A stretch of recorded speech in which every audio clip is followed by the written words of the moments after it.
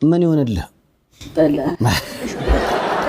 ብዙ ጊዜ ስካርን መሰረት ያደረገ ድራማ ስለምትሰራ ሰዎች እንዳይሳሳቱ አቢያችን አይጠጣም፣ በእናታችሁ ከውሃ ውጭ አይጠጣም። ያዝ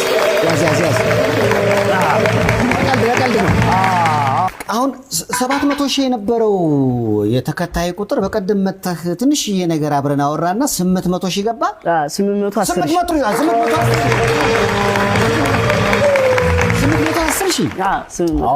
110,000 ተከታይ ከዛች በኋላ ጨመረና ለመላው የአቢወላው አድናቂዎች እያመሰገናችሁ ነው። 1 ሚሊዮን እየገባ ነው ጉዳዩ። እንኳን ደህና መጣችሁ። አብራችሁ ነው ብዙ ጊዜ የምትሰሩት? ደስ ይላል። የባህር ዳር ልጆች ናችሁ? የባህር ዳር ልጆች። አሁን ግን በስራ ምክንያት ወደ አዲስ አበባ መጣችኋል። እዚህ ነው የምንኖረው። የአዲስ አበባ ሕዝብ ጥሩ ተቀበላችሁ? ኧረ አዎ፣ በጣም እንዲያመስግኗት። አዲስ አበባ ሕዝብ ጥሩ ነው። የሁለታችሁ ግንኙነት በጣም ለየት ይላል። ምክንያቱም ያው አንተ በባጃጅ አቢ ደግሞ በፓርኪንግ። እንዴት ነው ወዳጅነቱ? ማለት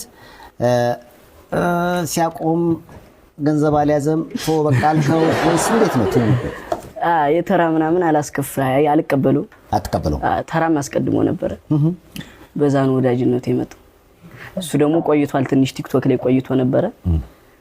ሐሳብ መጣልኝ እኔም የቲክቶክ እና ለመጀመር ወሰነ።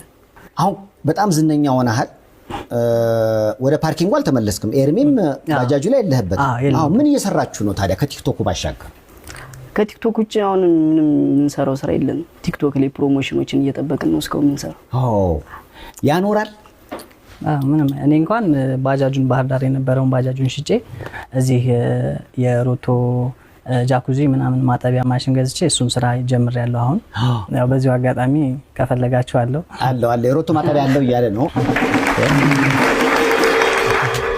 በጣም የሚገርመው ቲክቶክ ላይ ፈገግ የሚያስብል ነገሮችን ትሰራላችሁና ነበረ በፊት እንዴት ይሄ ተሰጦ ሊወጣ ቻለ? ማለት ፓርኪንግ እየሰራህ ጆኮችን ለሰዎች ታቀርባለህ ወይስ እንደ በአጋጣሚ ነው ሊባል ይችላል?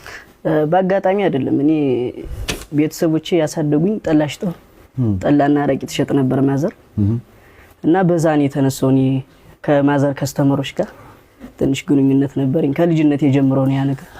ጠላ ቤት አለ ቤታችሁ? ሰዎች ሲመጡ ታዲያ ጠላ እየቀረ እየጠጡ ምናምን ታዝናናቸዋለህ? አስተናግድ ነበረ ምናምን እና ትንሽ ግባባቸዋለሁ። እኔ ያለው ነገር አይጠፈኝም። ከዛ ላይ ያን ወደ ቪዲዮ ቀየርኩት። አንተስ ኤርሚ? እኔ ቆይቻለሁ ከጀመርኩኝ